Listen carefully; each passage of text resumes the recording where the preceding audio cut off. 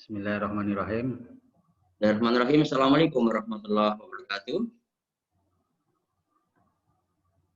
Yang terhormat Pak Jafar Sarifuddin SPD selaku narasumber kita hari ini pada kegiatan pembimbingan kompetensi teknik bagi calon peserta seleksi P3K tahun 2021 yang diadakan oleh PGRI Kabupaten Cilacap. Beliau narasumber kita berasal dari SMP Negeri 1 Gandrung Mangu. Serta Bapak dan Ibu peserta yang saya hormati pula dan insya Allah dimuliakan Allah. Mengawali kegiatan pada hari ini, mari kita berdoa sesuai dengan agama dan kepercayaan masing-masing. Berdoa, mulai.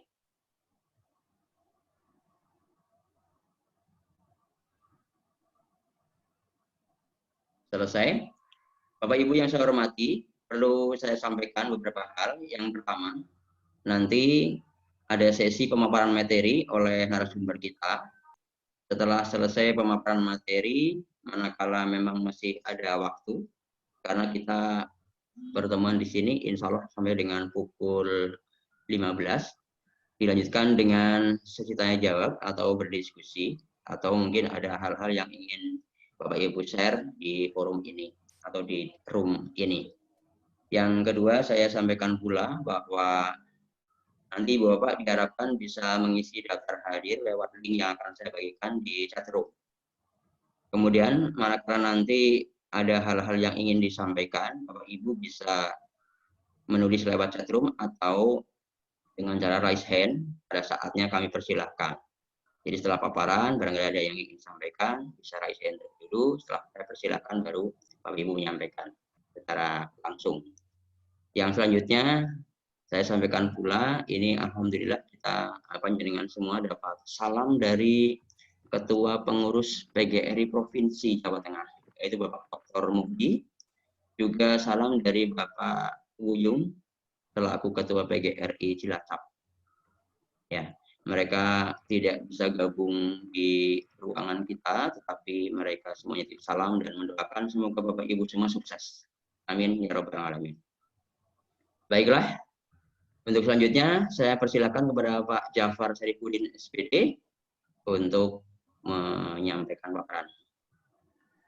Ya, terima kasih Pak Sudarmono atas kesempatan yang diberikan, dan tetap kami memohon bantuan teknis Pak manakala nanti dibutuhkan seperti itu ya. Oke, insya Allah siap. Ya, saya mulai. Assalamualaikum warahmatullahi wabarakatuh. Waalaikumsalam warahmatullahi wabarakatuh. Salam sejahtera untuk kita semua Bapak Ibu. How is it going there Bapak Ibu? I hope everything is going fine with you all. I hope you all stay healthy and always gather with everyone you love around there. Well, before I speak furthermore, let me introduce myself. I am Jafar Sarifuddin from SMP Negeri 1 Gandrung Mangu. Maybe some of you have already known me. And then here I am assigned, I have assignment from PGRI to be the mediator in the program Technical Competency Guiding for the participants candidates of selection test for government employees with contract agreement for PPPK 2001, which is held by the Cilacap Regional Executive Board of Indonesian Teachers Association. Jadi di sini saya itu ditugasi untuk menjadi mediator dalam program pembimbingan kompetensi teknis untuk para calon peserta tes seleksi Government Employees with Contract Agreement atau PPPK 2021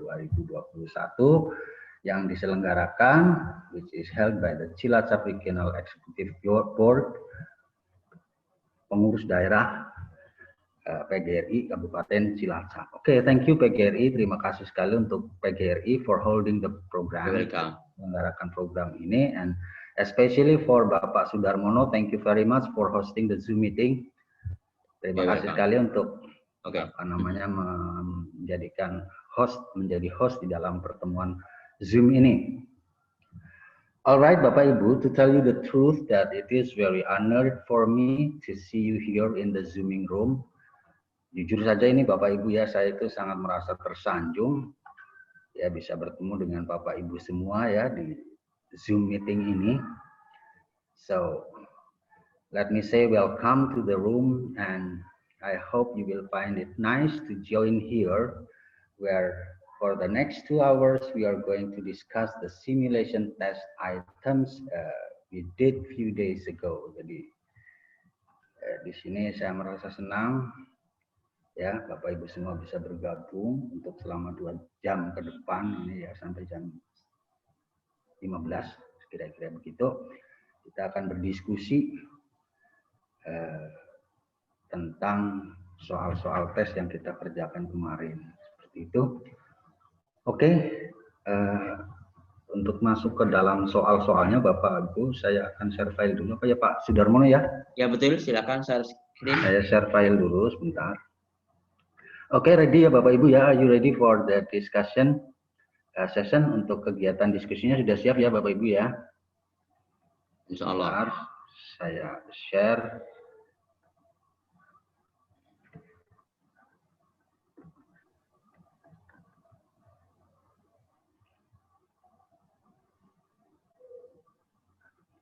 Oke, Pak Jafar sudah. Sudah bisa ya, sudah bisa diakses oleh peserta Pak ya?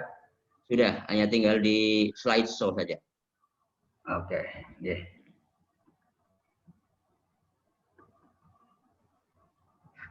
Ya, oke, bagus.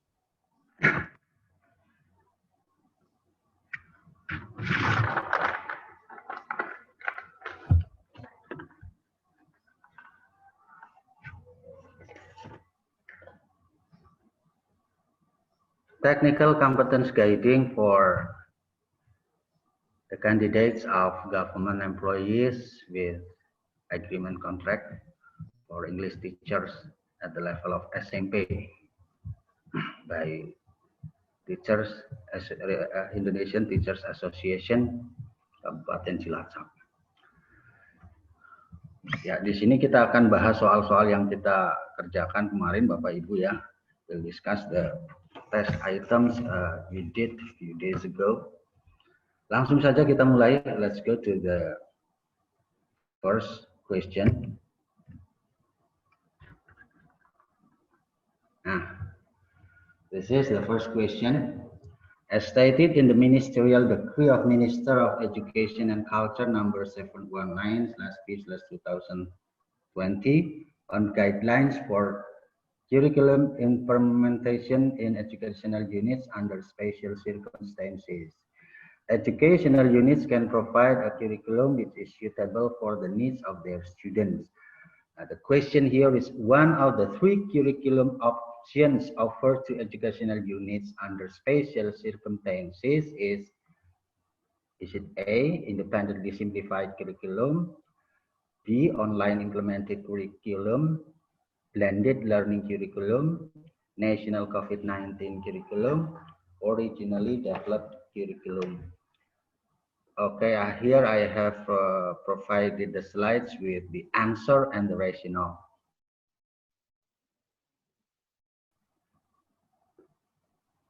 The keyword here to answer this question, the keyword here is curriculum under special circumstances.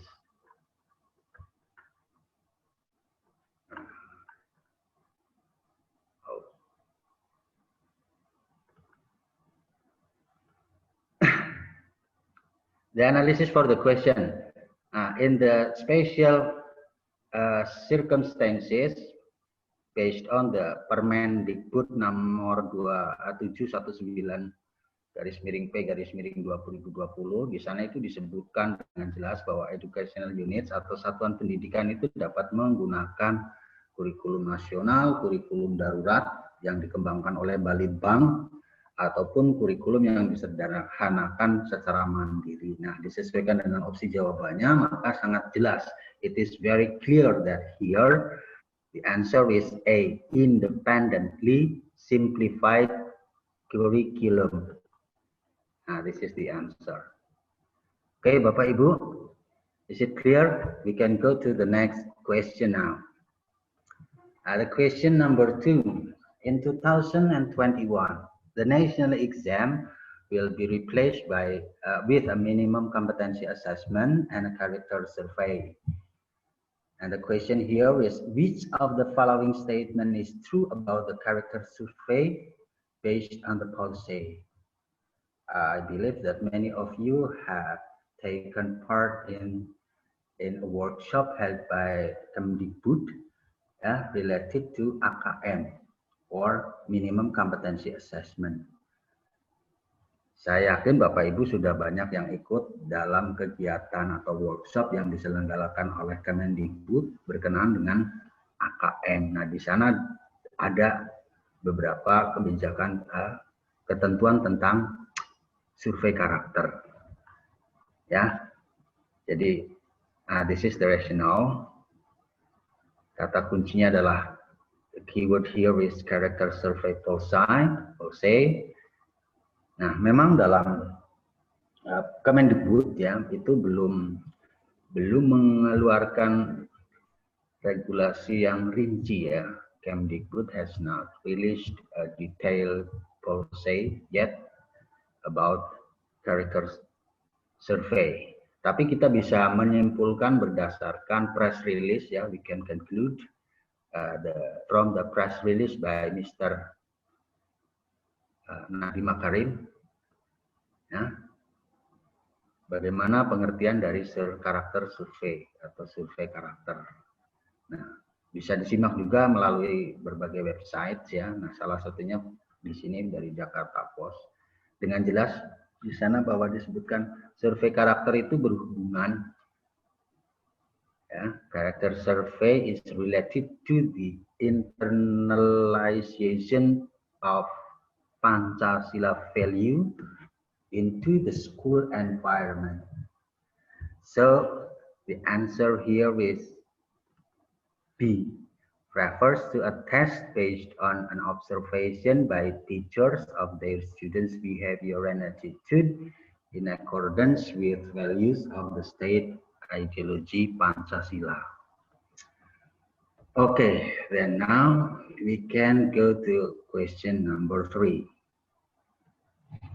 What should a teacher do to cope with learners in class with homogeneous social culture?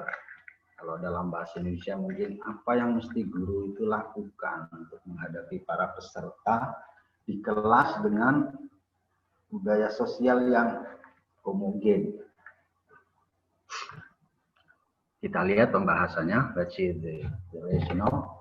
The keywords here is homogeneous social culture. Homogen. Homogen berarti beberapa siswa dengan karakter yang sama.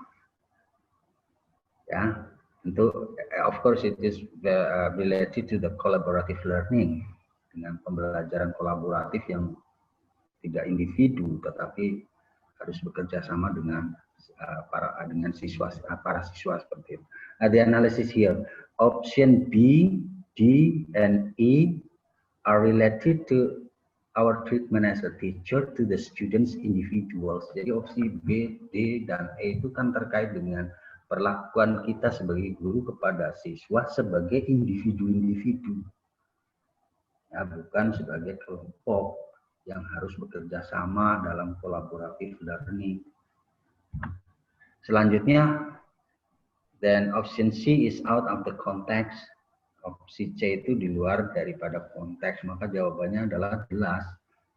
Ya, engaging the learners to work in pair. Mendorong para peserta itu untuk bekerja dalam atau belajar secara berpasangan. Okay. Then now the question number 4. In designing English instructional planning, dalam merancang perencanaan pembelajaran, a teacher should consider some pedagogical principles. Guru itu harus mempertimbangkan beberapa prinsip-prinsip pedagogis. Apa sajakah itu? Nah, prinsip-prinsip pedagogis mungkin Bapak Ibu sudah jarang ya membaca-baca buku-buku pedagogis, tapi ya harus tetap kita pahami bersama hal-hal terkait dengan pedagogis. Oke. The keyword here, kata kuncinya itu prinsip pedagogi ya dalam perencanaan pembelajaran. Analisanya opsi A, B, D, dan E. Ya, itu apa? Contain the terms, berisi istilah-istilah, ada rubrik, time, remedy, core and basic competency. Ya, istilah-istilah yang lebih terkait itu kepada komponen. Ya, they are related more to the components of lesson plan than to its principles. Daripada terkait dengan prinsip-prinsipnya, mereka lebih terkait kepada komponen-komponen. Artinya mereka itu bukan list prinsip, tetapi komponen-komponen saja. Ya, maka jelas. Ya, jelas. Jawabannya adalah yang C.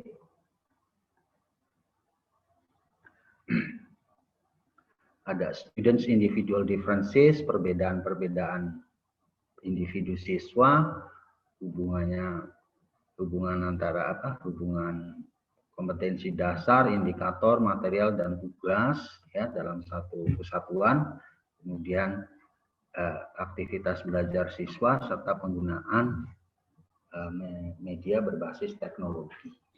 Nah, ini bisa kita bisa mengecek, you can check it out ya. Check the answer out in Peraturan Menteri Pendidikan nomor 22 tahun 2016 tentang standar proses pendidikan dasar dan menengah. Nanti bisa kita lihat apa saja prinsip-prinsip pedagogi untuk kegiatan perencanaan pembelajaran. Okay, let's go to the next question. Question number 5. Question number 5. To construct learning objective in a lesson plan, a teacher must consider some factors to include. In the learning objective, students are supposed to be able to write procedure text with correct text structure. The teacher does not include the audience, behavior, condition, degree, or essence.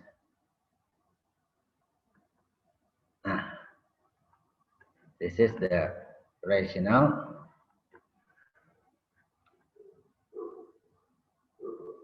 Sorry.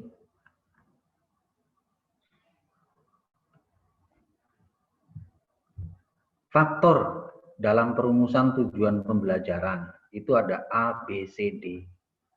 Audience, ya, itu adalah subjeknya, yaitu siswa. Kemudian behavior itu adalah perilaku yang diharapkan. Condition, ya, condition itu adalah syarat yang mesti dipenuhi untuk mencapai satu kemampuan. Degree adalah level dari kemampuan itu sendiri. Kemudian essence ini bukan bagian dari faktor yang dimaksud dalam perumusan tujuan pembelajaran. Jadi yang tidak tercover di sini adalah yang condition. Student di sini adalah audience. Kemudian right procedure itu adalah bagian dari behavior. Kemudian yang correct structure, struktur yang tepat ini adalah level atau degree dari kemampuan yang diharapkan dari siswa. Nah, ini bisa dicek, you can check it out ya in this website. Oke, Bapak Ibu. The next question, question number 6. If students prefer to make use of sight during the instructional process of learning English, recommended instructional aid to employees: radio, diorama, headset, audio recorder, or newspaper. The keyword here is sight. Kata kuncinya itu adalah kata sight yang berhubungan dengan pandangan. Ya, jadi alat apa yang digunakan untuk proses pembelajaran, tapi yang berhubungannya dengan pandangan.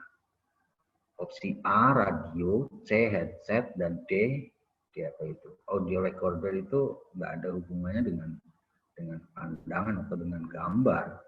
Ya, they produce sound, mereka itu produknya adalah suara. Kemudian opsi E, ya, option E produces text more than image or picture. Opsi E itu lebih kepada memproduksi teks daripada gambar. Maka yang paling tepat adalah diorama ya Bapak Ibu ya. Nah, ini bisa dicek juga di website yang ada dituliskan di sini. Oke, Bapak Ibu. Question number 6. Now, question number 7. Which of the following strategies most directly leads to increased academic performance? Strategi berikut yang manakah ya yang paling paling direct menuju peningkatan akademik? Nah, apakah memberikan tugas-tugas kepada siswa, ya, memberikan lebih banyak tugas kepada mereka, tugas tertulis ini ya maksudnya, or integrating social emotional learning in classes, mengintegrasikan pembelajaran sosial emosional di dalam ruang kelas, atau yang lain. Nah, kita lihat pembahasannya. Kata kuncinya adalah strategy to increase academic performance. Strategi untuk meningkatkan performa akademik. Nah, analisisnya, di analisis here is option A is incorrect. Jawaban A nggak tepat. Because more written exercise tends to make students tired and bored. Lebih banyak latihan tertulis itu cenderung bikin siswa itu capek dan bosen. Option C is incorrect too, because research students that simply allowing time for reading does not necessarily lead to improved skills in reading. Option D is incorrect because giving incentives for students' performance reduces intrinsic motivation to learn. Pemberian insentif bagi performa siswa itu justru mengurangi dorongan dari dalamnya. Option E is incorrect because although attendance is important to learning, walaupun kehadiran itu penting dalam pembelajaran, strategy focused only on tardy students will not improve students' performance. Nah, strategi yang fokus kepada masalah keterlambatan siswa itu enggak meningkatkan performa siswa. Nah, yang tepat adalah ini berdasarkan research ya. Option B is correct because research supports the conclusion. Ya, penelitian itu mendukung kesimpulan bahwa mengintegrasikan pembelajaran sosial emosional dalam kurikulum itu meningkatkan performa akademik. Nah, ini rujukannya adalah di mana? Di Texas, bukan Texas ya. Texas Pedagogy and Professional Responsibilities. Ini ada. Ya, from Texas Examination of Educator Standards. Ini rujukannya di sana, Bapak Ibu. Okay, that was the question number 7. Then now let's go to the question number 8. Number 8. A teacher who wants to have distance learning involving not only spoken but also pictographic images, which enable them to have face-to-face idea exchanges, can most appropriately utilize PowerPoint slides, short message service, multimedia language laboratory, teleconference, or Google Messenger. Okay, the keywords here is spoken, pictographic, and face-to-face idea. Kata kuncinya di sini di spoken, lalu gambar, lalu adanya face to face atau tatap muka. Analisanya bagaimana? Option A atau PowerPoint slides is only related to pictographic. Then short message service relates to text only. Multimedia language laboratory is not a specific tool or specific device. Google Messenger is also relates to text only. So the answer is D, teleconference. Yeah, I think it is very clear. Number 8. Then now question number 9. Which of the following is the most important consideration for students and teachers with regard to students' use of internet as a research tool? Berikut ini manakah yang pertimbangan yang paling penting bagi siswa dan guru terkait dengan penggunaan internet oleh siswa itu sebagai alat untuk riset. Jadi siswa kan menggunakan internet ya untuk belajar, untuk meneliti dan lain sebagainya. Nah, pertimbangan apakah yang paling penting ya dalam hal ini? Ya. A. The name of website does not always give a clear indication of the contents of the site. Nama dari websitenya tidak selalu memberikan indikasi yang jelas dari konten situsnya dan sebagainya dan sebagainya. Nah, pembahasannya bagaimana? Nah, this is the rationale. The keyword here is internet as research tool. Option A, C, E are not related to the main issue. Jadi opsi A, C, dan E itu nggak terkait dengan isu utamanya, yaitu penggunaan internet oleh siswa sebagai alat untuk penelitian, alat untuk belajar. Nah, option B itu option B shows expansion of information that is less important than its accuracy. Opsi B itu menunjukkan ya memang informasi di internet itu berkembang dengan sangat cepat, ya. Tapi itu less important, itu lebih sedikit ya importantnya daripada akurasinya. Jadi artinya di sini itu tidak begitu penting. Yang paling penting adalah there are few control over what information may be posted on the internet, and by whom information obtained through this medium cannot be assumed to be accurate. Jadi, yang jelas begini,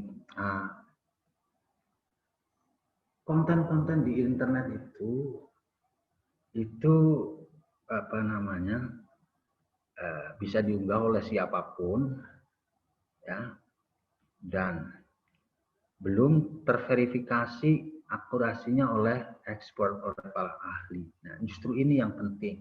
Siswa harus tahu tentang ini. Jadi mereka itu tidak asal googling. Seperti itu kira-kira lah. Nah, ini juga bersumber dari Texas Pedagogy and Professional Responsibilities. Oke, Bapak Ibu ya. We go to the next question number 10. A teacher plans to integrate technology into collaborative learning environment. Which of the following students' activities will be the most engaging to the students and achieve the teacher's goal?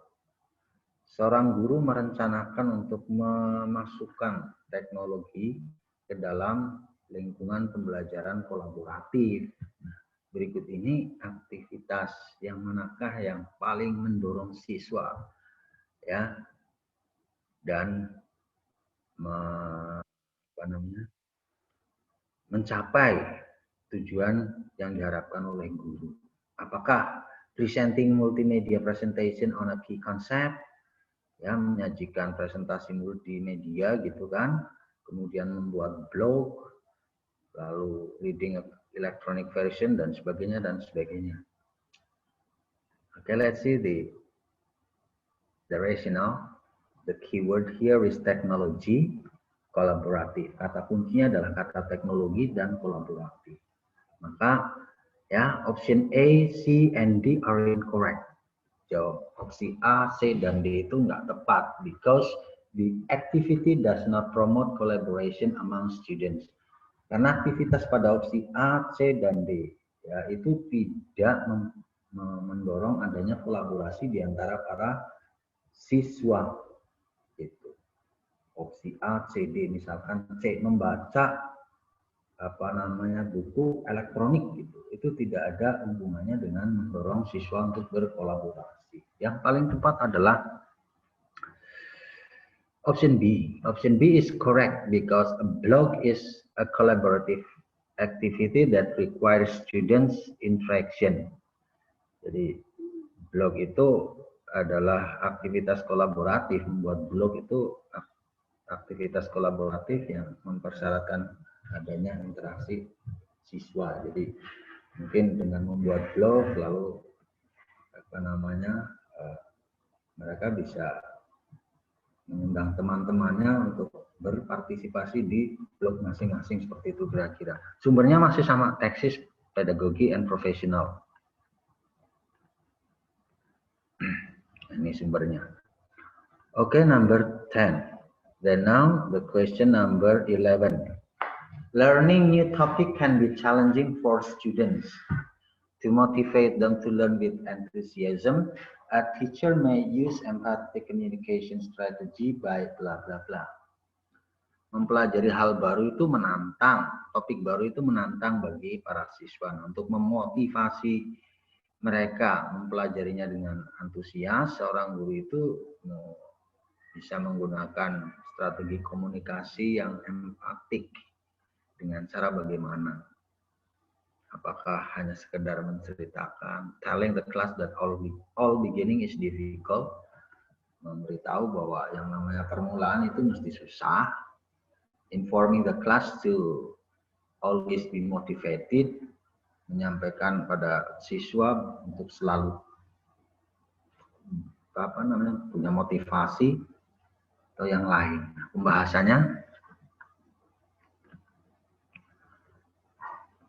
kata kuncinya new topic, ya, the keyword here is new topic, motivate learners and empathetic.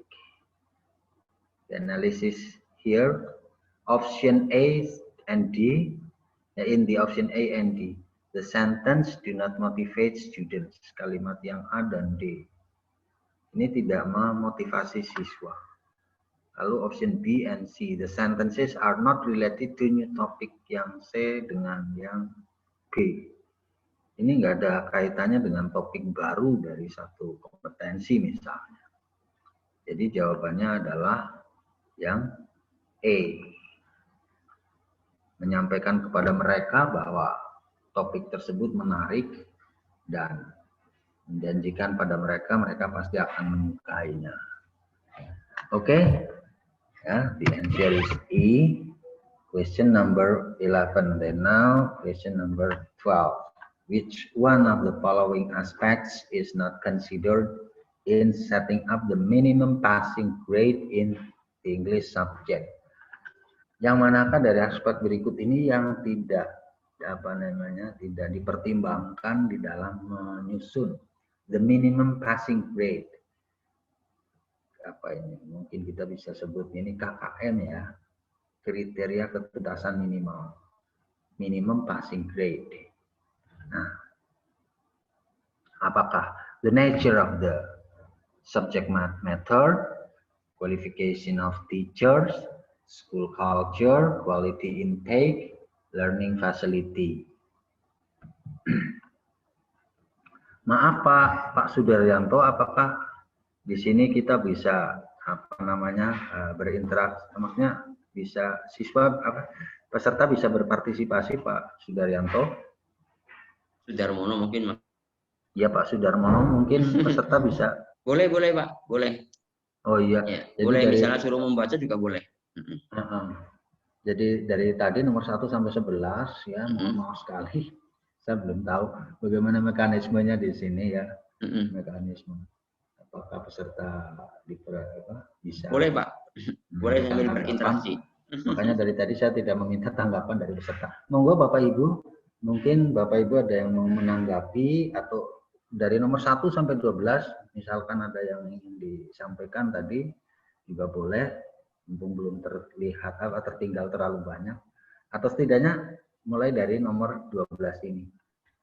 Pertanyaannya tentang KKM Bapak Ibu, saya kira I believe that this is something familiar with us as a teacher, satu hal yang sangat familiar dalam pekerjaan kita sebagai guru. Ya, yang manakah yang tidak dipertimbangkan? Ini faktor yang tidak menentukan di dalam menentukan KKM, Bapak Ibu.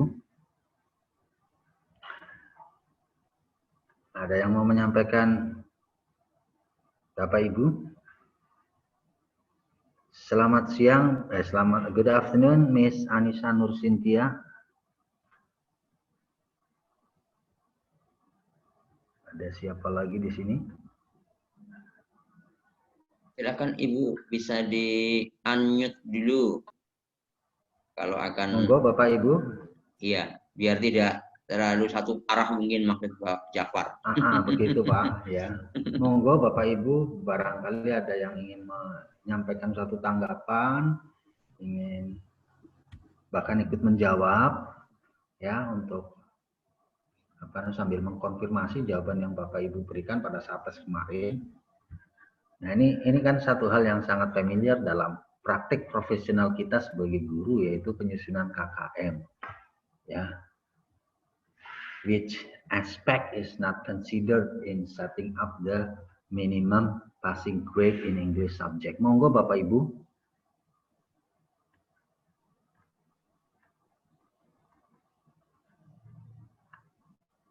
Ya, sementara kalau tidak ada lanjut aja Pak. Lanjut ya sementara. Iya, kalau belum ada lanjut dulu. Oke, kita lihat sekarang pembahasannya. Let's see the rationale. Aspect in setting up the minimum passing grade. The consideration in setting up KKM are kompleksitas, intake siswa, daya dukung. Nanti kita bisa melihat sumbernya dari mana. Nah, option A, nature of subject matter. Ya, it is the part of the complexity of the material. Kemudian option B, ya, qualification of teachers. It is the part of daya dukung, supporting resource. Kemudian apa lagi nih? Option D, bagian dari intake siswa. Ya. Kemudian learning facility juga bagian dari daya dukung. Maka yang bukan merupakan faktor adalah school culture. Nah, ini rujukannya juga dari buku penilaian berorientasi HOTS Ditjen GTK Kemdikbud 2019, ya, atau program PKB melalui PKP berbasis zonasi. Mungkin di antara Bapak Ibu, saya masih ingat betul ada Bu Anissa Nur Cynthia juga berpartisipasi mengikuti kegiatan itu, ya Bu Cynthia Nur Anissa, ya, SMP 1 Atap Karangpucung. Nah, bisa dibaca lagi di sana di buku tersebut masalah ini. Oke, kita lanjut ya. Number 13. To practice assessment as learning in the classroom. Untuk mempraktekkan penilaian sebagai pembelajaran di kelas. Kita tahu bahwa penilaian itu ada assessment for learning, assessment of learning, ada assessment as learning. Nah, ini, to practice assessment as learning in the classroom, a teacher does the following activities except. Kata kuncinya adalah kata, sorry tadi nomor berapa ya? Number 13. Nah, the keyword here are learning as assessment and accept. Kata kuncinya itu adalah penilaian sebagai pembelajaran dan kata kecuali. Di sini ada kata kecuali. Nah, analisisnya, the analysis of the for the question. Assessment as learning, jadi penilaian sebagai pembelajaran itu involving the learners actively in the assessment activity. Jadi melibatkan peserta didik secara aktif dalam kegiatan penilaian itu sendiri. Artinya peserta itu diberikan pengalaman untuk belajar menjadi penilai bagi dirinya sendiri. Jadi siswa dilibatkan secara aktif dalam kegiatan penilaian tersebut. Nah, aktivitas manakah ya yang dilakukan oleh guru dalam hal itu? Nah, ini A, B, C, D itu semuanya terkait, tapi ada satu yang tidak, kecuali tadi ya. A, B, C, and E. Si A, B, C, dan E itu memiliki kesamaan melibatkan siswa dalam penilaian. Misalkan, create criteria for various tasks with students, menciptakan atau membuat kriteria untuk berbagai tugas siswa. Ketika dilibatkan, ya, mereka dilibatkan, maka ini menjadi bagian dari assessment as learning. Lalu ada membahas, discuss the learning outcomes with the students, membahas mengenai tujuan dari pembelajarannya. Nah, ini juga memberikan ruang kepada siswa untuk terlibat dalam assessment as learning. Nah, yang tidak adalah yang D, ya, adjust the minimum criteria of mastery learning. Ya, men-set atau menetapkan kriteria minimal dari penguasaan materi. Ini ya menjadi otoritas guru, ya. Justru siswa itu menjadi hal yang harus dipertimbangkan sama, ya, bagaimana tadi disampaikan mengenai penyusunan KKM. Ya. Oke, number 14. Number 14. After students have taken a summative assessment, which of the following strategies is best for a teacher to use to provide feedback to students on their progress? Jadi sesudah siswa itu menempuh tes sumatif, penilaian sumatif, ya, strategi berikut ini yang manakah yang terbaik bagi guru untuk guru gunakan untuk memberikan feedback pada siswa atas progres mereka.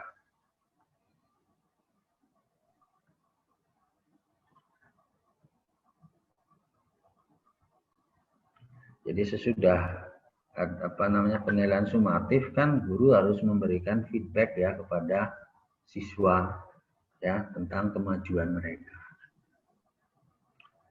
Nah,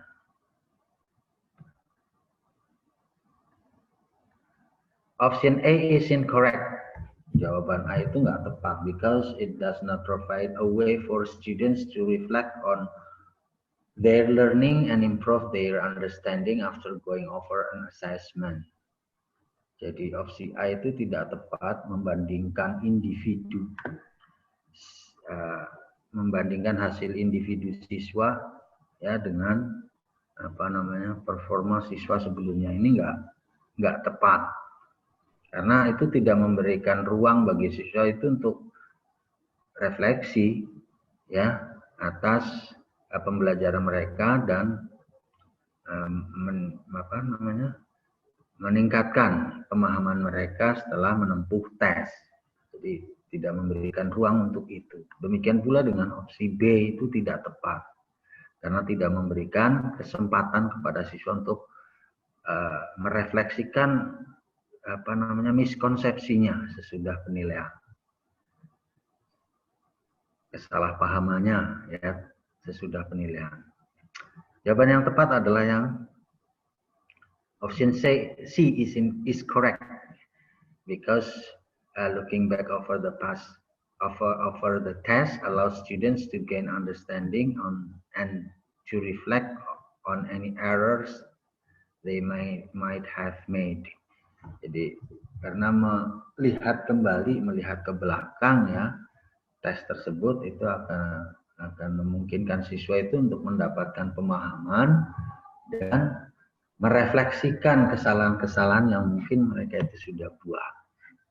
Ya, ini rujukannya juga ada masih dari mana ini? Texas Pedagogy and Professional Responsibilities. Okay, question number 15. I think it is the last questions in the part pedagogy test, ya, di bagian terakhir dari soal-soal pedagogi nomor 15. Which of the following teacher strategies will best help students enhance their own learning after being given quality feedback? Yang manakah dari aktivitas-aktivitas guru berikut ini yang terbaik untuk meningkatkan, ya, membantu siswa itu meningkatkan pembelajaran mereka sendiri sesudah diberikan feedback, diberikan umpan balik. Kata kuncinya adalah strategi untuk meningkatkan pembelajaran siswa sesudah diberikan feedback. Option A is incorrect. Pilihan jawaban yang A tidak tepat karena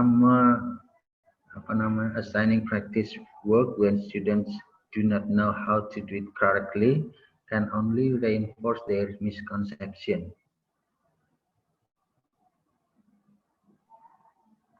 Option B is incorrect either. Yang B juga nggak tepat. Nah, yang paling tepat adalah yang D. Ya, karena itu memberikan siswa, ya, kesempatan untuk menyampaikan kesalahan-kesalahannya dan mengkoreksi apa yang sudah mereka pelajari, dapatkan dari feedback yang diberikan guru. Oke, Bapak Ibu, this is the pedagogy part test bagian pedagogi, ya. Setelah ini nanti kita akan melihat soal-soal untuk bagian profesional. Nah, sebelum kita masuk ke sana, Bapak Ibu, saya ingin misalkan ada tanggapan dari Bapak Ibu atau hal-hal yang ingin dieksplor lebih jauh tentang pertanyaan nomor 1 sampai dengan 15. Monggo Bapak Ibu, would you please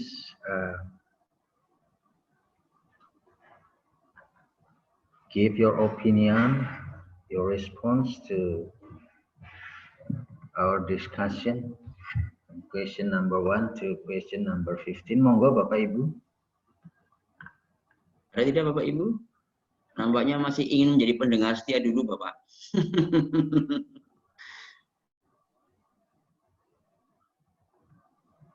Masih ingin menjadi pendengar. Ya. Monggo Bu Vidi, Bu Septin, ini sebetulnya teman-teman saya yang saya kenal Bapak. Pak Darmono, ya. Nggih. Rani, Bu Septin. Lalu ada siapa lagi di sini? Bu Yeti Pratiwi. Selamat sore Ibu. Bu Yeti Pratiwi mendengar saya? Bu Yeti teman saya juga itu Pak. Nggih. Teman kuliah S2 dulu itu. Selamat sore Pak. Iya, selamat sore Bu. Nah, rasanya adem gitu dengar suaranya Bu Yeti. Bu Septin juga. Ikuti sambil. Monggo Bapak Ibu, mau ada yang mau menyampaikan satu tanggapan atau memberikan eksplorasi lebih jauh lagi mungkin.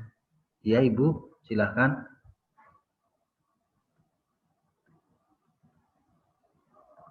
Ibu Leni, belum kayaknya ini Pak. Azmi ini beberapa kali kontak di sosial media ini.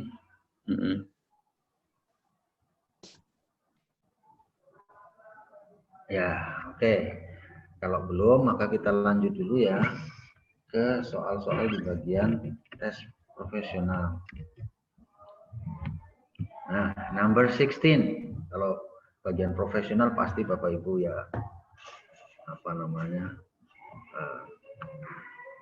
sangat responsif semoga ya. Number 16. What does the passage mainly discuss? Bacaan itu terutama membahas masalah apa? Bacaannya di mana? Nah, ini. Nah, this is the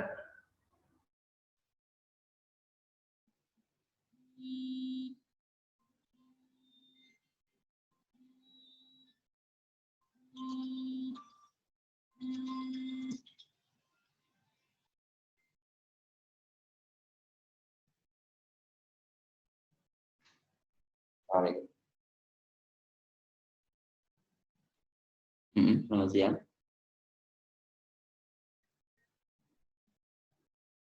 In the United States, the best known surveys are the Gallup poll and the Harris poll. As anyone who watches the news during campaigns presidential knows, these polls have become an important part of political life in the United States. Masih ingat tapi kemarin ada bacaan ini ya Bapak Ibu ya.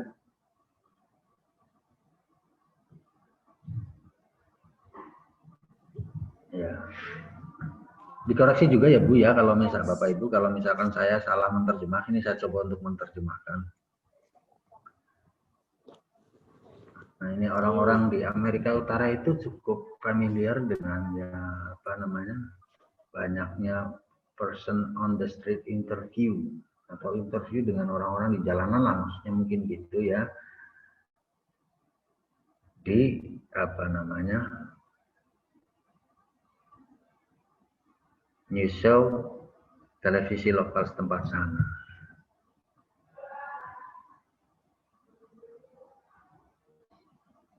Nah, sementara interview semacam itu mungkin cukup menghibur, tapi mereka itu tidak menunjukkan indikasi yang akurat atas opini publik. Pertama, mereka itu merefleksikan opini dari hanya mereka-mereka yang ada di lokasi-lokasi tertentu saja. Jadi sampel semacam itu bisa jadi bias ya terhadap apa namanya ya mereka-mereka para commuters, middle class shoppers atau factory workers ya tergantung di area manakah ya orang-orang tersebut diambil ditentukan. Yang kedua, wawancara televisi semacam itu cenderung untuk apa? Menarik orang-orang yang memang ingin tampil, sementara mereka-mereka yang takut itu justru merasa terintimidasi dengan kamera. Jadi intinya a survey must be based on precise representative sampling.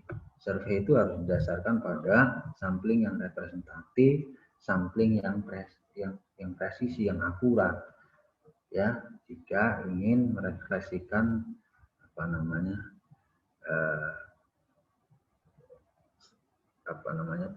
serangkaian populasi yang genuine dan sebagainya Bapak Ibu ya. Masih panjang sekali. Tapi ingat ya Bapak Ibu masih ingat ya bahwa kemarin ada soal atau teks bacaan ini ya. Sudah Bapak Ibu ya, kita coba lihat nomor soal nomor 16.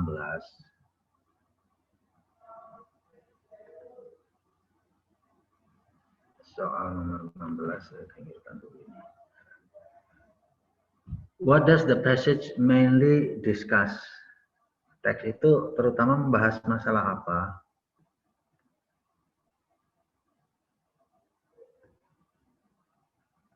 Kata kuncinya tadi adalah the passage mainly discussed. Yang apa namanya? Bacaan itu terutama bahas. Ini artinya sama juga dengan gagasan utama dari teks tersebut, the main idea of the passage. Nah, this is the analysis. Option A, in option A, the text does not talk about history. Ya, option A di sini kan menyebutkan apa sejarah survei di Amerika Utara, padahal teksnya itu tidak berbicara tentang sejarah. Ya, makanya tidak tepat. Option C, the idea is included only in paragraph 2. Jadi opsi C ini hanya termuat di paragraf kedua tadi. Kemudian opsi D itu juga hanya muncul di paragraf 1, opsi E hanya muncul di paragraf 4. Maka jawaban yang tepat adalah yang mana? Kita lihat yang B. Jadi teks ini berbicara tentang prinsip-prinsip dari menjalankan satu survei yang harus diperhatikan begitu. Ya, soal ini diambil dari taken from TOEFL Reading Comprehension 1 practice test 2 in January 2003. Soalnya apa namanya, soal yang cukup lama ya Bapak Ibu ya, tapi saya kira mengenai ini TOEFL sebetulnya nggak pernah kemudian terus jadi tesnya apa, soalnya jadul gitu ya, enggak. Menurut saya, maksud saya gini, dari TOEFL itu walaupun itu soal-soal lama, tapi itu tetap soal-soal yang kredibel, seperti itu maksud saya. Okay, then next, number 17.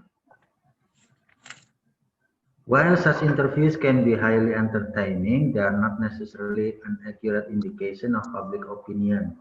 The word they in the sentence refers to blah blah blah. Jadi tadi kan disebutkan sementara interview semacam itu mungkin bisa banyak menghibur, tapi mereka itu tidak menjadi indikasi yang akurat dari opini publik. Siapa yang dimaksud dengan mereka di sini? Merekanya itu mengacu kepada siapa? Analisisnya adalah the subject of both clauses.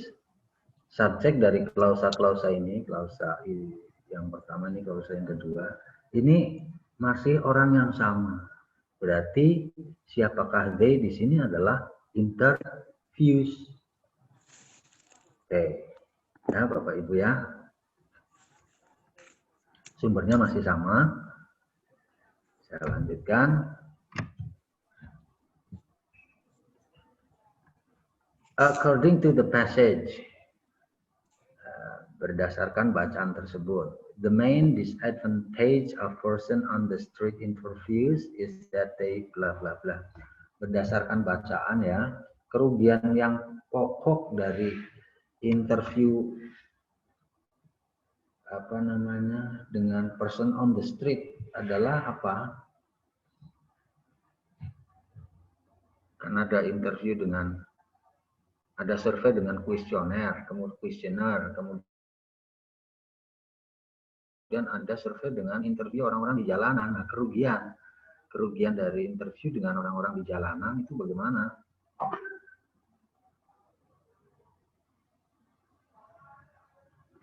Nah, ini pembahasannya. Based on paragraph 2, such interview is not an indication of public opinion. They reflect only the opinion of people in a certain location. Interview semacam itu tidak menunjukkan opini apa namanya, bukan merupakan indikasi opini publik secara luas gitu ya, karena mereka hanya mengacu kepada opini orang-orang di lokasi-lokasi tertentu. Artinya that means that the sampling is not representative and this is the advantage. Nah, kerugiannya di sini samplingnya itu tidak representatif. So the question for this the answer for this question number 18 is A, not based on representative sampling. Oke, sampai di sini Bapak Ibu 16, 17, 18. Ada yang ingin disampaikan Bapak Ibu?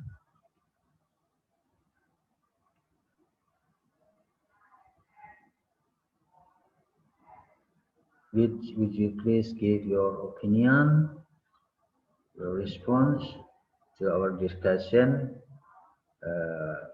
on the question number 16 to 18, Bapak Ibu? Masih belum ya Bapak Ibu, ataukah karena ini di jam-jam yang Tidak tepat mungkin. Enggak ya, kita lanjut ya Bapak Ibu ya. Baik. Number 19, according to paragraph 3, which of the following is the most important for an effective survey? Yang manakah yang paling penting untuk survei yang efektif?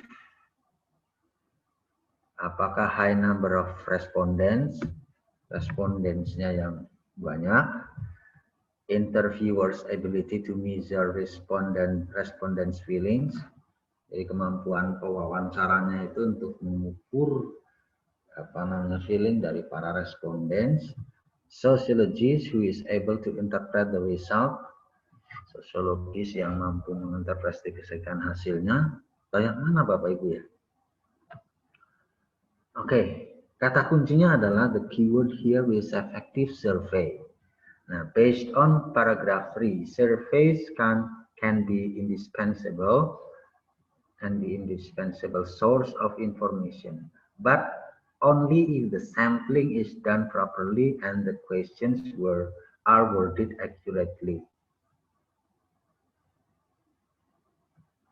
Ya, jadi survei itu bisa menjadi sumber informasi yang dibutuhkan, tapi hanya jika samplingnya itu dilakukan dengan benar dan pertanyaan-pertanyaannya itu disusun sedemikian rupa ya sehingga worded akurat gitu ya, kata-katanya akurat seperti itu. Jadi jawabannya yang mana? Wow, nomor 18. Yang A ya, yang nomor 19. Number 19. E. Carefully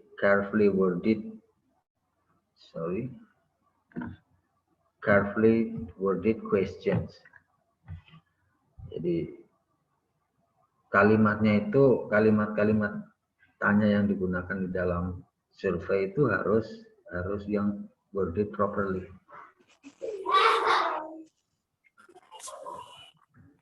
Mudah dipahami, tidak ambigu dan sebagainya lah, maksudnya seperti itu. Ya, sumbernya masih sama ini. Sumbernya masih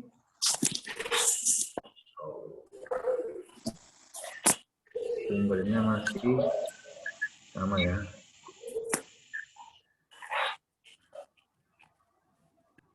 Materi tes TOEFL ini.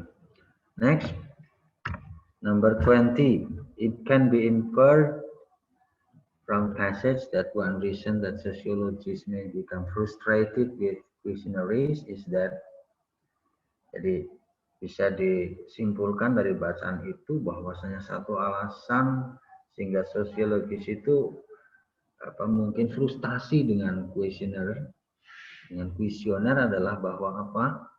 Kita lihat ya. Kita lihat bagian mana ya? Ini tadi yang wording question, effective survey tadi ya. Pertanyaannya tersusun dengan jelas. Terus tadi nomor 19 ya, 20.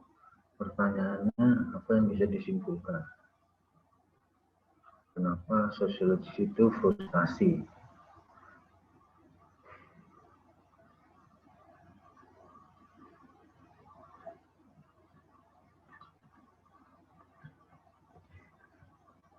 Nah ini.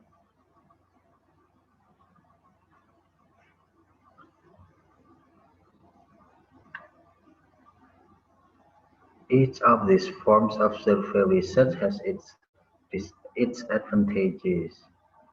Interviewer can obtain a high response rate because people find it more difficult to turn down a personal request for an interview than to throw away a written questionnaire. In addition, an interview can go beyond written questions and probe for students and subjects' underlying feelings and reasons. Okay, number 20.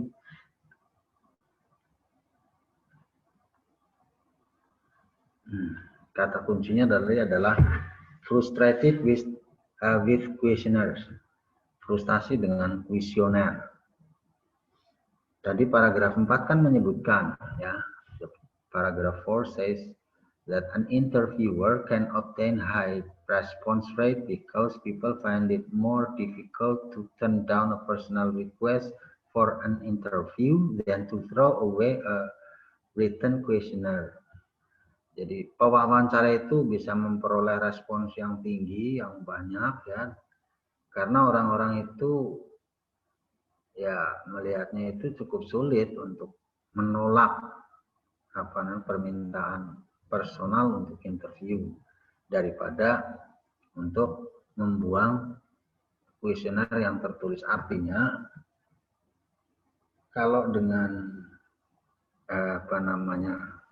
wawancara langsung, orang itu tidak mudah untuk menolak begitu saja. Tapi dengan kuesioner mereka bisa dengan mudah untuk tidak mengisi atau bahkan mengabaikannya, membuang kuesioner yang dibagikan tersebut, tidak mengembalikan.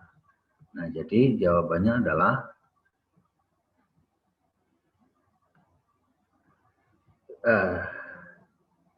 this can be inferred that respondents may not complete and even written questionnaires. Jadi responden bisa saja tidak menyelesaikan atau bahkan mengembalikan questionnaires tersebut. Ya, sesuai dengan apa yang saya garis bawahi di sini. Berarti jawabannya adalah yang mana? Yang B.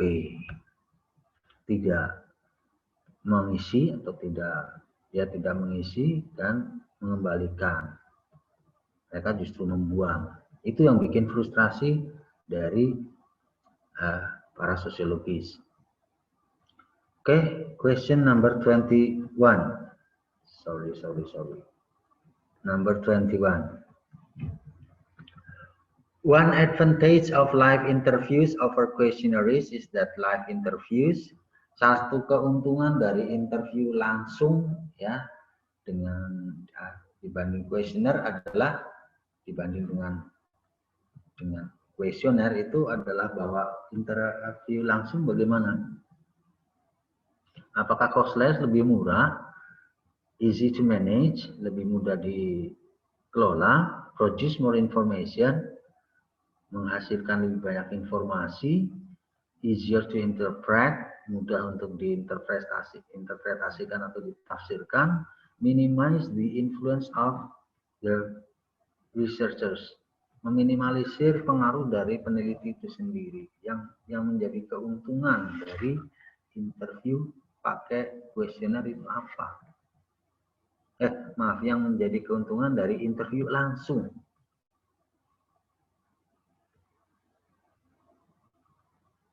Bahasanya di paragraf ketiga tadi ada kalimat in addition, an interview can go beyond written questions and probe for subjects underlying feelings and reasons. Juga, ya, pewawancara itu bisa melampaui pertanyaan-pertanyaan yang sudah tersedia tertulis, kemudian bisa meminta subjects underlying feelings and reasons, hal-hal yang mendasari, ya, feeling dan reasons, alasan-alasannya. Sehingga artinya adalah interview langsung itu bisa memproduksi informasi yang lebih banyak, karena interview bisa tidak terikat dengan written questions-nya, bisa go beyond it, ya, bisa melampaui pertanyaan-pertanyaan yang tersedia di sana, bisa berimprovisasi, seperti itu maksudnya.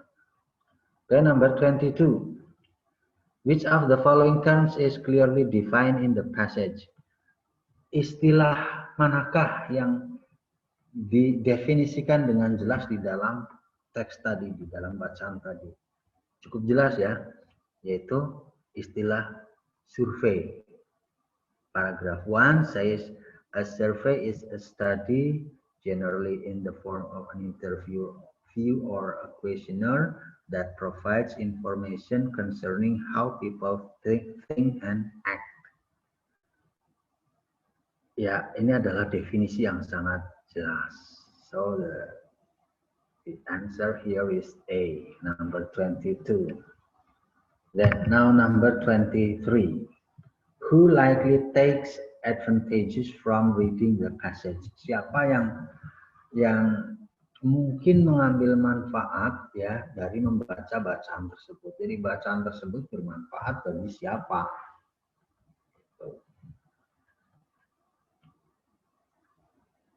Ya, seperti yang kita tahu bahwa teks itu ada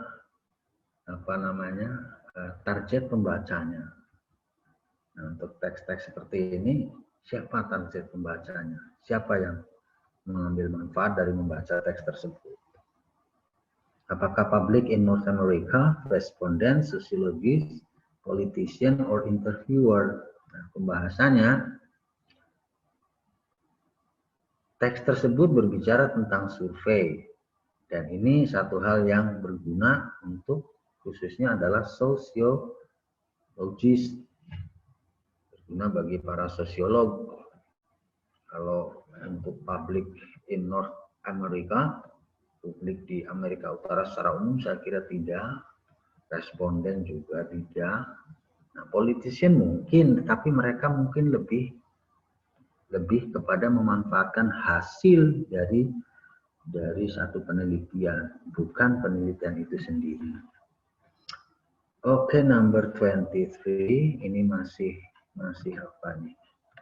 Masih sumbernya masih sama, taken from TOEFL Reading Comprehension 1 Practice Test 2 January 2003. Bapak Ibu sudah 23 nomor, monggo Bapak Ibu ingin menanggapi atau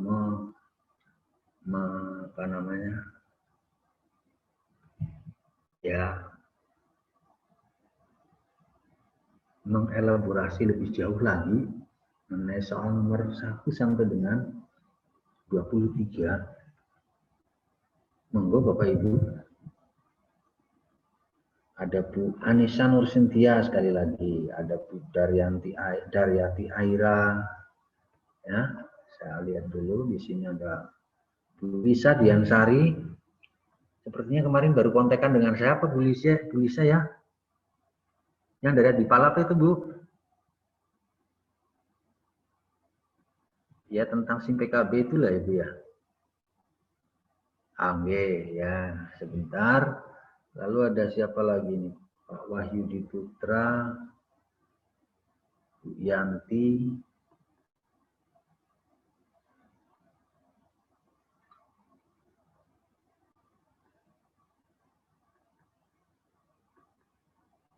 ya ada Bu Leni,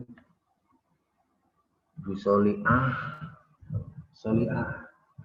Dari Cimanggu apa ya Bu ya? Pak Gunawan, Pak Utut. Monggo Bapak Ibu mau ingin ya silakan siapa Bapak Ibu tadi?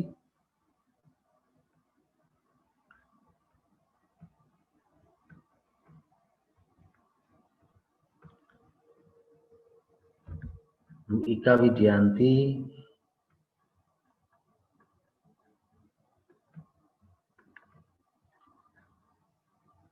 Bu Ine. Bu Dinis Alian. Nampaknya masih pada menjadi pendengar setia kembali nih Pak Jafar. Saya ingatkan Pak Jafar, waktu kita tinggal 36 menit. Iya. Oh gitu ya Pak ya. Iya. Baik. Silakan, kalau di mapel-mapel yang lain bagaimana Pak? Apakah sampai selesai? Alhamdulillah. Ada diskusi jadi tadi begitu? ada yang tidak selesai tadi. Enggak, maksudnya di mapel-mapel yang lain juga ada kegiatan diskusi gitu Pak? Apa? Ada tapi di akhir Bapak. Oh begitu? Ya, kecuali kemarin bahasa Indonesia itu mereka diikut sertakan termasuk pada saat membaca soal begitu kemarin untuk bahasa Indonesia. Tapi yang lain-lain secara umum dibahas sampai dengan selesai, baru mereka ada tanggapan jika memang memerlukan penjelasan lebih lanjut atau diskusi. Terima kasih Pak. Oke, ya karena waktu kita yang terbatas ya Bapak Ibu ya, because of the limited time we have only kita hanya punya berapa tadi?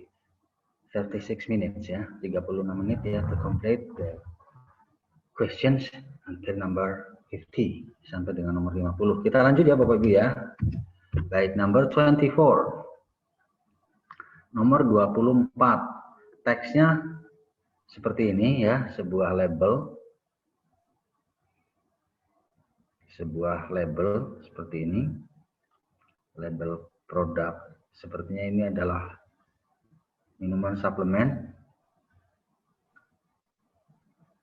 Nah, pertanyaannya, the product should be taken bla bla bla meal after, before, during, together with, or while.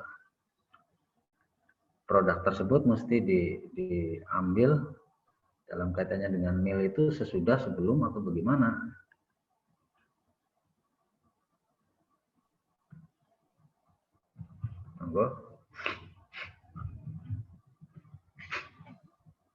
Nah, terkait dengan itu tadi, masalah pemakaian. Suggested use, take 2 capsules 2 times daily, once in the morning and once in the afternoon.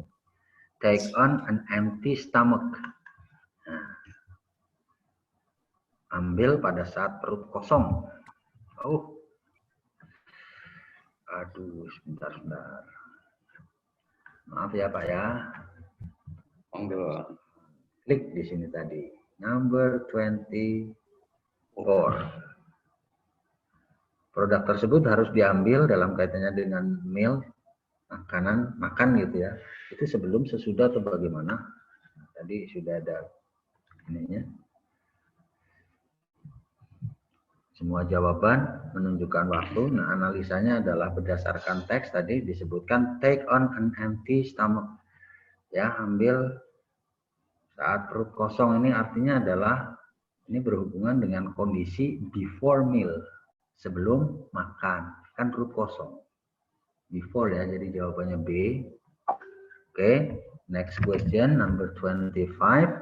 Whom is the product beneficial for? Untuk siapa produk ini menguntungkan? Nah, kita tahu bahwa teks ini adalah teks label tentang minuman bersuplemen. Ya, ini sangat bermanfaat untuk siapa? Nah, cukup jelas ya.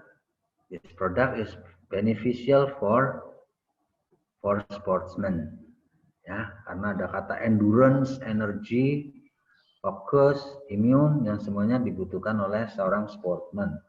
Then number 26. What are the differences between the two burglars in their physical appearance? Apa perbedaan di antara dua perampok? Maaf ini ya, perampok dalam hal penampilan fisik mereka. Kita lihat teksnya. Selamat siang Pak, selamat siang. Perampok sudah memasuki rumah tetangga kami Bob dan Sally. Seberapa banyak perampoknya? Ada 2. Bisa digambarkan. Mereka Caucasian, satu tinggi, lebih tinggi dari yang lain. Terus yang lainnya, satu punya rambut pendek dan keriting, yang lainnya rambut panjang. Dan saya ingat salah satu itu berbicara lebih cepat daripada yang lain. Oke. Jadi perbedaan secara fisiknya itu apa? Adalah haircuts and height, yaitu masalah potongan rambut dan tingginya. Potongan rambutnya tadi ada yang ada yang pendek, ada yang panjang, kemudian tingginya juga ada yang pendek, ada yang tinggi gitu ya. Jadi opsi A dan B itu berisi kata speech yang yang bukan merupakan istilah physical.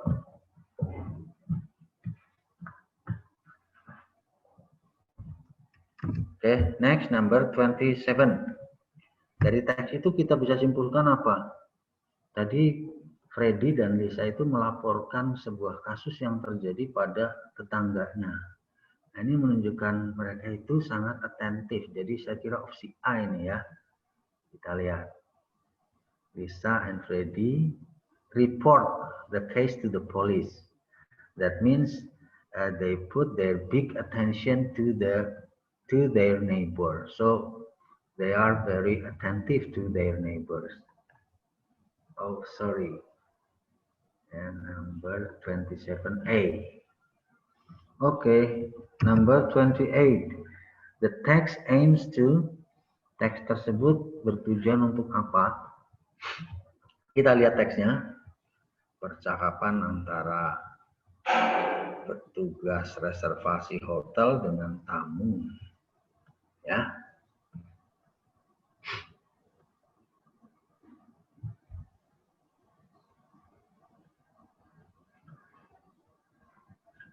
Nah,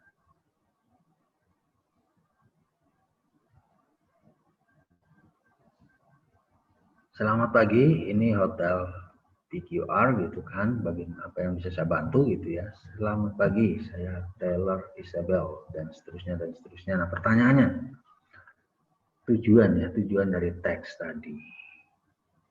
Tujuannya adalah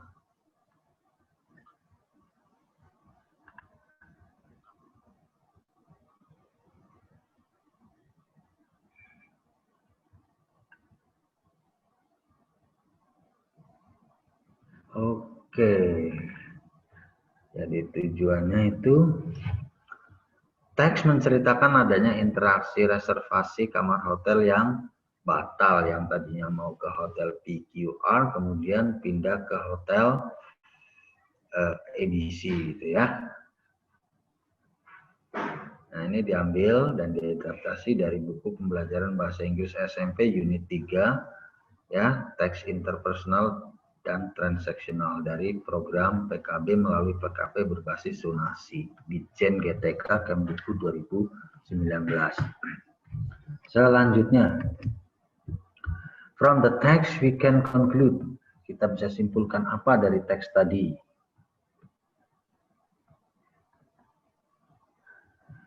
Ya, opsi A, B, C tidak tepat, A, B, C ya.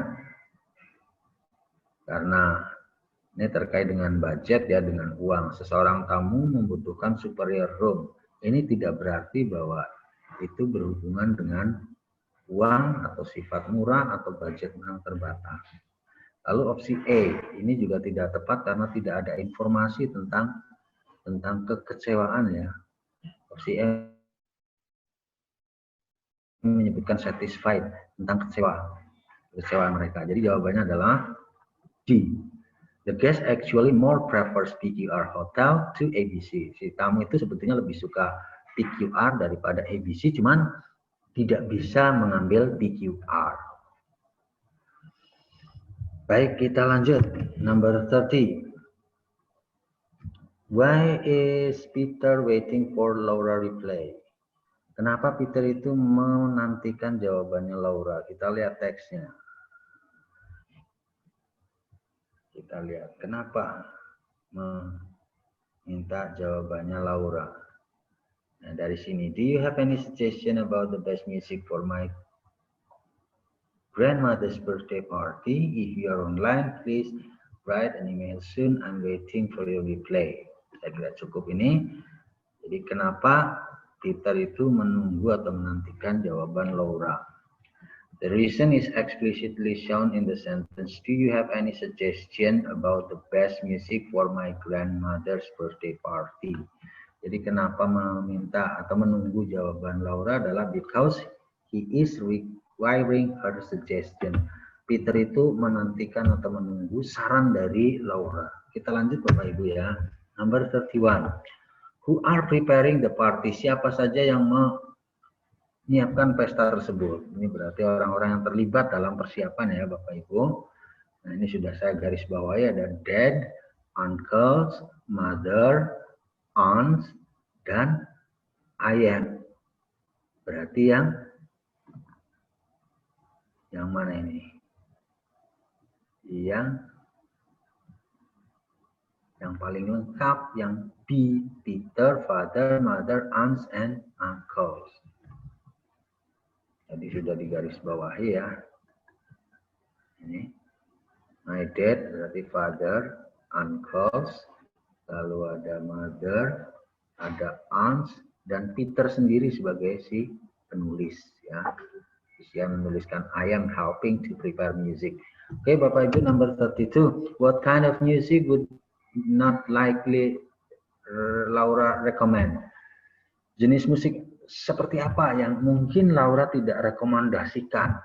Tadi kita tahu bahwa Peter itu meminta rekomendasi musik untuk neneknya ya. Nah, neneknya itu kan orang sudah tua. Berarti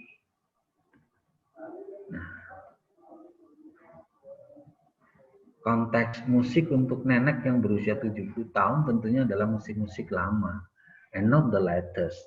Maka yang mungkin tidak disarankan adalah yang D, the latest music band or singer such as Armada Band or Via Valen. Oke, Bapak Ibu, number 33 now. Announcement, pengumuman. In observance of birthday party of Prophet Muhammad as one of the Indonesia's national holiday, the Embassy of the Republic of Indonesia in London will be closed on Monday, the 12th of December. The embassy will resume its activities on Tuesday, the 13th of December 2016. The question, who will have to pay attention to the announcement above? Siapa yang harus memperhatikan pengumuman di atas? Ya, orang-orang yang berkepentingan dengan pengumuman tersebut. Siapakah mereka? Siapa saja yang berkepentingan? Ini berguna bagi semua orang, ya, yang membutuhkan pelayanan kantor kedutaan Indonesia di London. Berarti yang mana? Yang D ya. People who need service of Indonesian Embassy in London. Oh, sorry. D.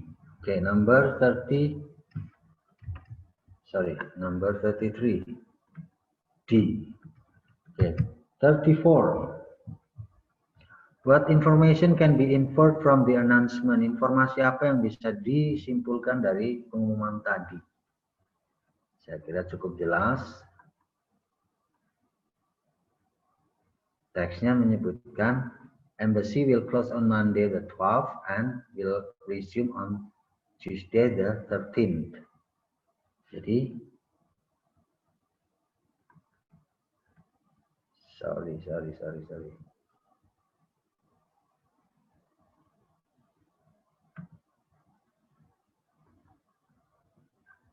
Jawabannya adalah E ya. The embassy will open a day after Monday.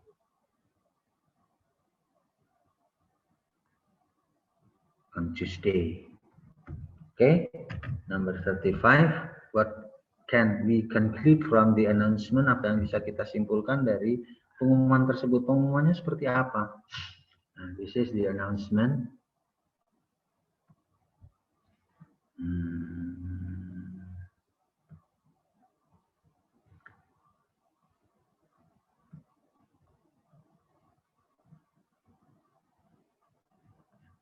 Okay, this is the announcement and then the question.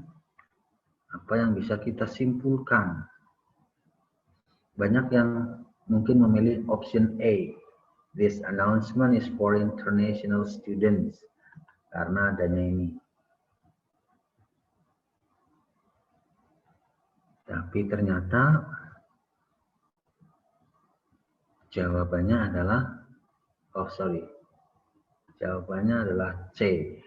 There is not yet exact date of the test schedule.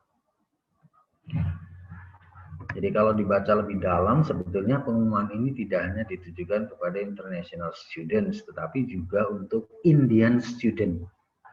Please do not panic. Ada Indian student, ya.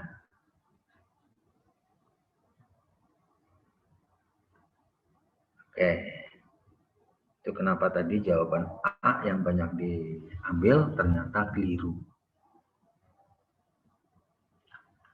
Ya, bisa dicek ya di buku modul pengembangan keprofesian berkelanjutan kelompok kompetensi C di Jen GTK Kemdikbud 2017. Ini buku zaman kegiatan guru pembelajar, workshop guru pembelajar. Oke, number 26. Which one of the following statement is true? Yang manakah pernyataan berikut yang benar? Yang mana yang benar? Apakah qualified applicants are invited to have test? All applicants will have the test at the same time, dan seterusnya.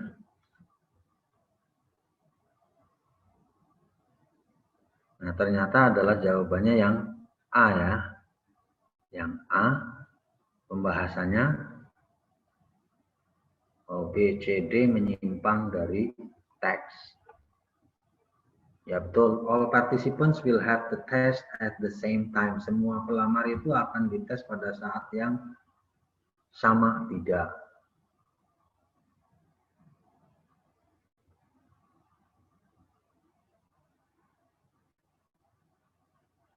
Ya, jawaban yang tepat adalah yang A ya. Number 27. Nah, this is about punctuation. Ini soal tentang tanda baca, Bapak Ibu ya. Satu hal yang sering kita luput dari perhatian kita. Punctuation. Punctuation atau tanda baca. Nah, ini kalimat mana yang tanda bacanya itu tepat? Select the sentence that uses punctuation correctly. Nah, ini monggo Bapak Ibu. Yang mana yang tepat dalam penggunaan tanda bacanya?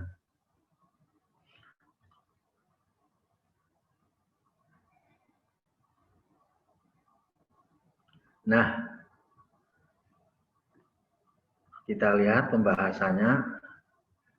Nah, di sini ada 4 macam tanda baca yang digunakan, ada full stop, koma, kolon, and semikolon. Penggunaannya di sini ada. Nah, berdasarkan analisis ini, ternyata jawabannya adalah yang B. Yang ini. Semikolonnya seperti ini. Ya. Apa namanya ini? Kolon. Kemudian koma, ini untuk merinci, memisahkan, dan titik untuk mengakhiri. Ya, number 27.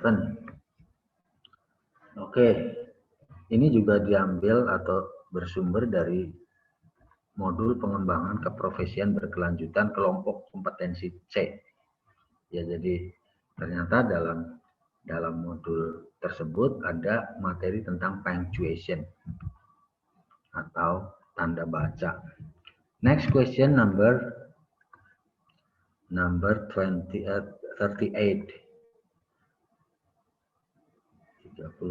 The text is written to, tulisan ini ditulis untuk apa? Tujuannya ya, berarti ya kita lihat.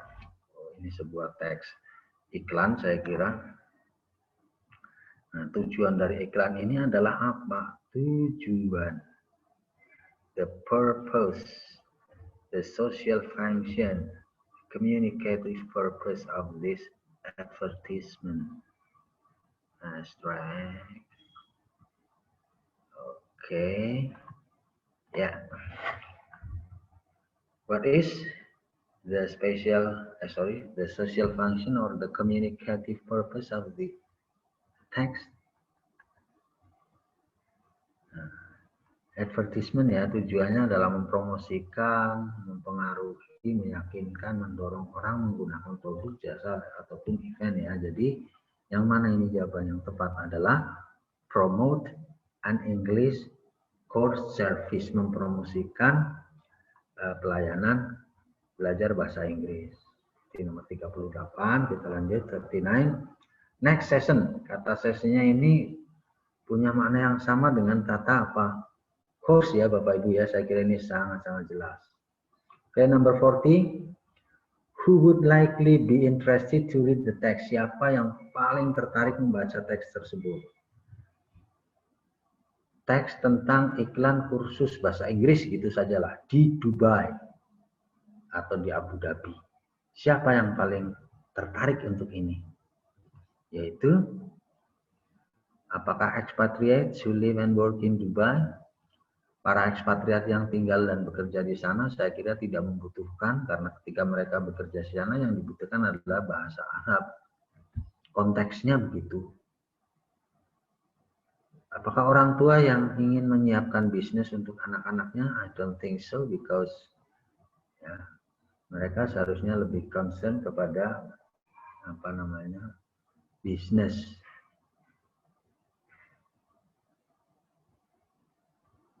Nah, jawabannya saya kira adalah yang C ini, non-native, non-English speakers, orang yang memang bukan penutur bahasa Inggris yang membutuhkan atau perlu melakukan urusan-urusan yang mendunia seperti itu. Mereka otomatis butuh bahasa Inggris karena bahasa Inggris di sini konteksnya adalah sebagai bahasa internasional seperti itu. Oke, option C ya, number 40.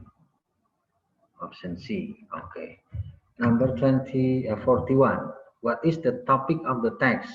Apa topik teksnya? Kita lihat teksnya. Sebuah teks naratif ya. I think it's a narrative text. What is the topic? What is the topic? Maura Trishay. Okay. Topik is usually a phrase that represents the whole text content. Topik itu biasanya sebuah frasa yang merepresentasikan konten sebuah teks secara keseluruhan. Biasanya dia ada di belakang.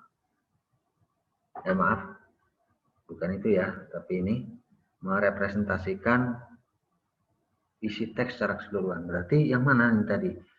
Maura, the Queen of Arabia, and three sheikhs. Option G ya. Number 41, 42 now. How was Sheikh? Gimana Sheikh itu? Berarti yang ditanyakan adalah deskripsi dari karakter atau tokoh hakim. Paragraf 1 ya, menyebutkan dengan jelas ya. Paragraf 1 mentions clearly the word handsome, rich and strong. Attributed to hakim, menyebutkan dengan jelas kata-kata handsome, rich, strong yang dilekatkan kepada hakim. Kemudian paragraf 4 menambahkan deskripsi generous, sehingga jawabannya adalah handsome, mana ada handsome, young, rich, strong, and generous. Option C. Number 40, 42, 43.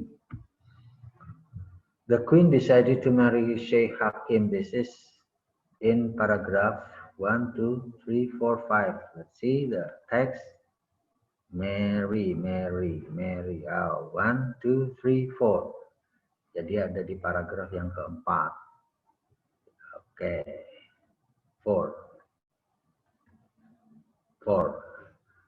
Well, next number 45, 43. What can you learn from the text? Apa yang bisa kita pelajari dari teks tersebut? Berarti yang ditanyakan di sini adalah pesan moralnya, Bapak Ibu ya. Pesan moralnya. What can we learn from the text? Itu berkaitan dengan moral value. Nah, ini moral value refers to positive values that are worth of being implemented. Moral value itu mengacu pada nilai-nilai positif yang pantas untuk diterapkan.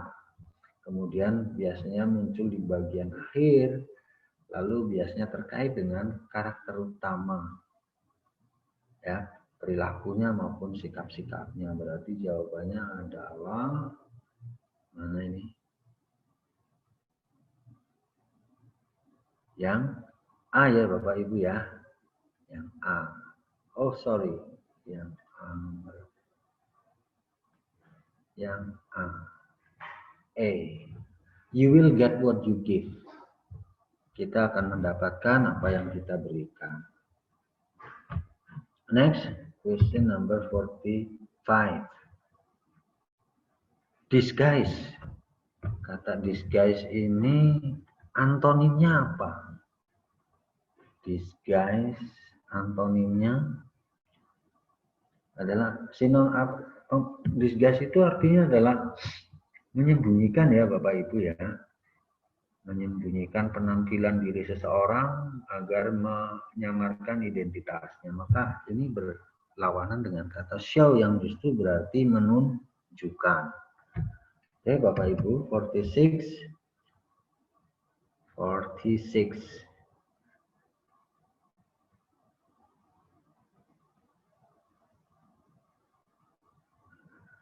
Teksnya dulu, ini teks untuk soal nomor 46 sampai 50. Sambil saya cek waktunya sebentar Bapak Ibu, masih ada 9 menit, mudah-mudahan cukup untuk 5 nomor ini. We only have 9 minutes, I hope we can complete the questions until number 15 within these 9 minutes. Dan number 46, nomor 46, Pak, contoh yang tersedia di paragraf kedua menegaskan bahwa, nah ini, contoh pada paragraf 2 menegaskan bahwa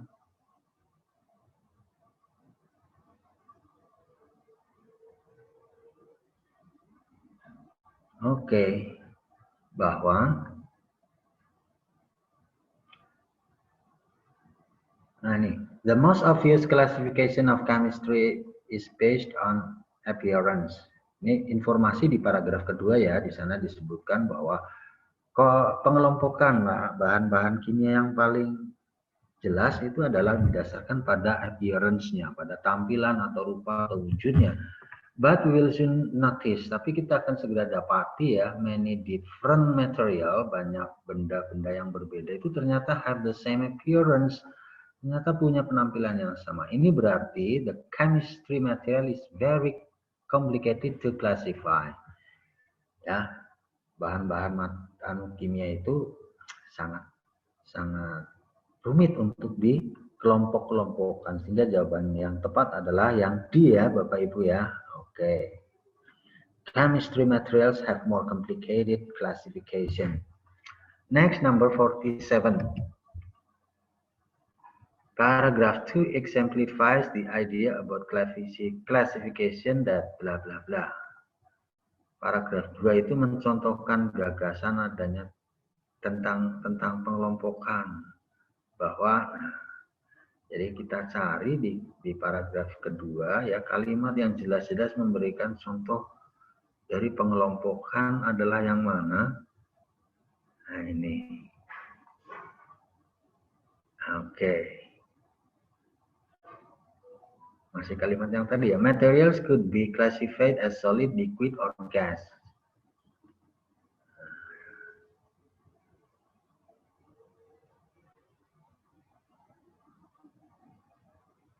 Nah ini, chemicals may be solid, liquid, or gaseous. Ya Bapak Ibu jawabannya ya. Number 48. The sentence chemists are no exception. Ya. Para ahli kimia juga nggak terkecuali. Nggak terkecuali apa? Ini bisa di-restated dengan kalimat bagaimana. Kita lihat teksnya.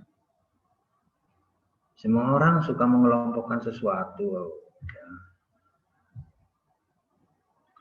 Mahasiswa bahasa mengelompokkan kata, benda, kata kerja, dan lain sebagainya. Ada frasa, klausa, kalimat. Kemudian diklasifikasi berdasarkan fungsinya. Dengan cara yang sama, botanis itu mengklasifikasi tanaman sebagai alga, jamur, dan seterusnya.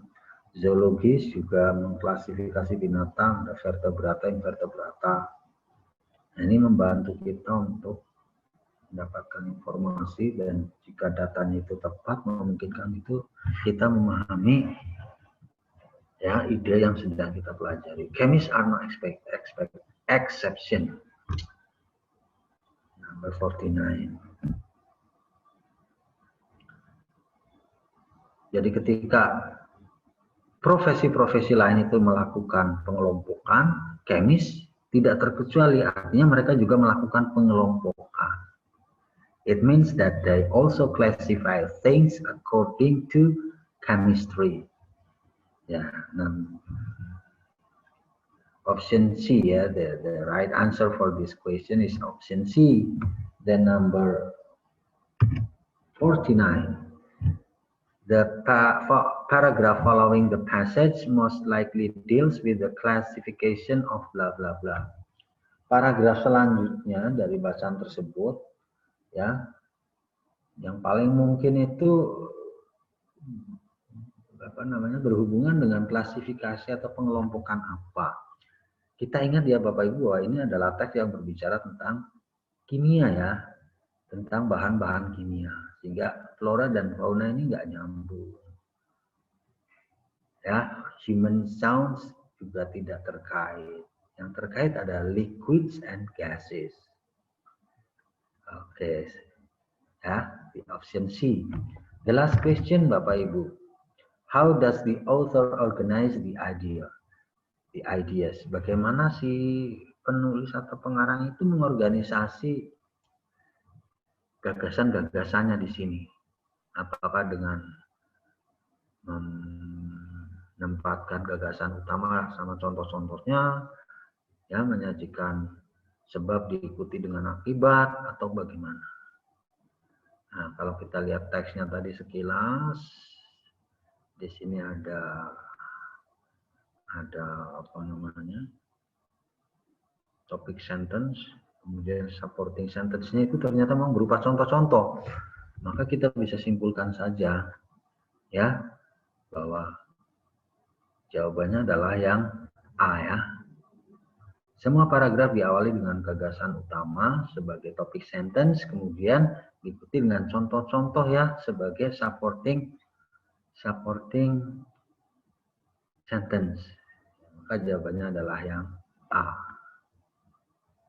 Oke, Bapak Ibu, ya, we have already discussed all the question items, ya, from number 1 to number 50. Ya, sudah selesai kita bahas nomor 1 sampai dengan nomor 50.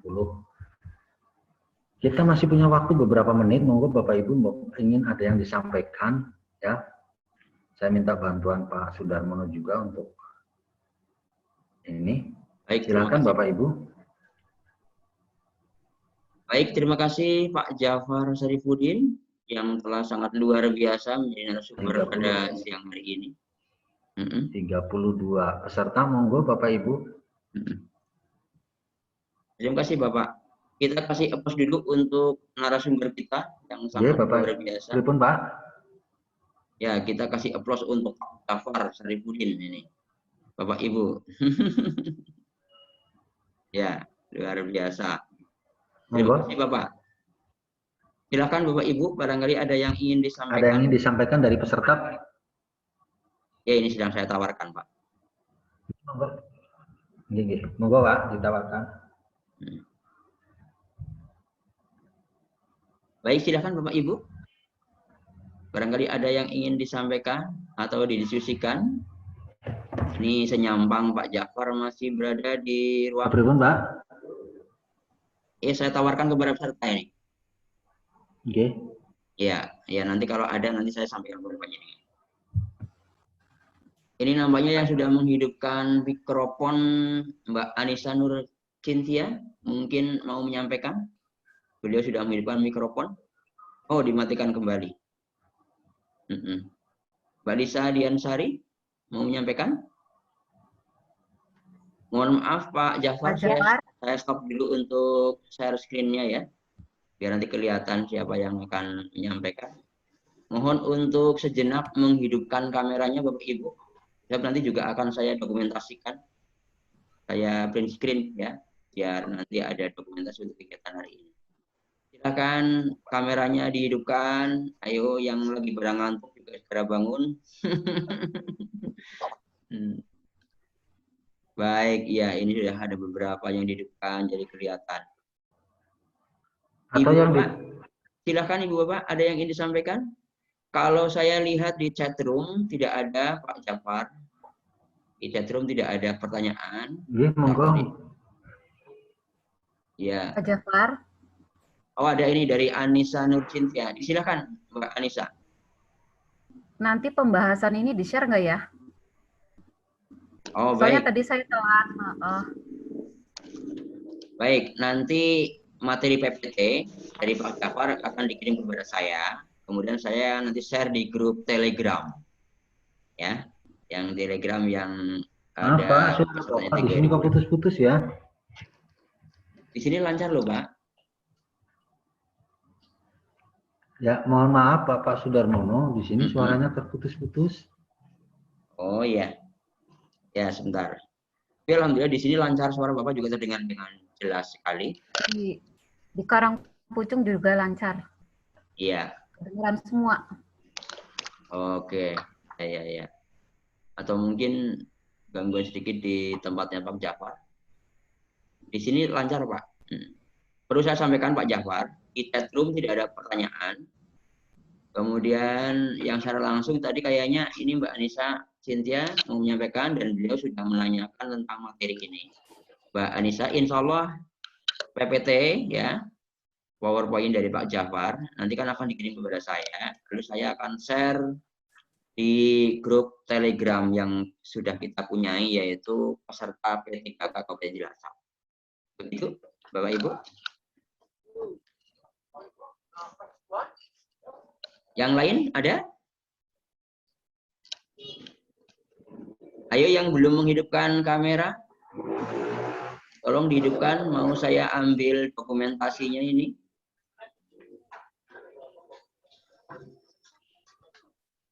Oke, siap semuanya Bapak Ibu? Ya. Ini banyak yang belum menghidupkan ini. Ada Pak Sugiono, Mbak Septin, Mbak Kusti, Pak Wahab, Herma juga belum ini, Mbak Enda Susanti, kameranya belum dihidupkan. Ya, tolong dihidupkan dulu ya, kelihatan. Ada juga Mbak Vidi Asrani yang penyayang kucing ya. Karena sambil menggendong kucing mungkin apa ya ini kalau tidak salah lihat. Iya, tidak apa-apa. Ya, namanya penyayang. Baik, Ibu Bapak, saya dokumentasikan ya, siap. Senyum yang paling manis. Ya, 1, 2. Oke. Lagi, ini halaman kedua sekarang. Siap ya, Ibu Bapak. 1, 2. Ya. Ya, hanya ada 2 halaman karena tadi ada 36 partisipan dan ada beberapa orang yang live. Terima kasih kalau memang tidak ada lagi yang ingin disampaikan, Bapak Ibu. Kami mengucapkan terima kasih yang tidak terhingga. Yang pertama kepada yang terhormat Bapak Jafar Saripudin, SPD, selaku narasumber yang sangat luar biasa. Kita kasih applause lagi. Ya. Untuk Pak Jafar, bisa lewat reaction. Kemudian terima kasih juga kepada Bapak dan Ibu peserta yang telah dengan tekun mengikuti kegiatan ini dari mulai pukul 13 sampai dengan pukul 15. Dan alhamdulillah sudah berakhir dengan pembahasan dari nomor 1 sampai dengan nomor 20. Luar biasa. Mari kami antarkan untuk berdoa bersama-sama. Berdoa dimulai.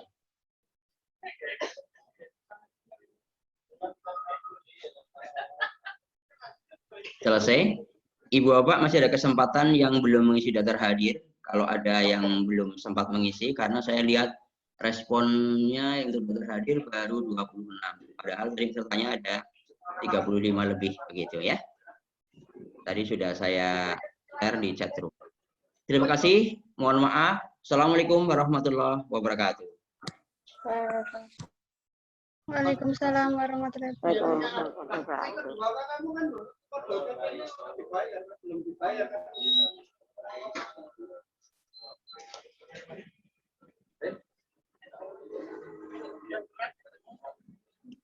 Terima kasih Pak Ferry.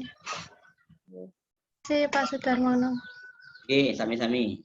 Terima kasih kembali. Silakan Gi, Bapak Ibu bisa. Game mati. Thank you, Pak. You're welcome.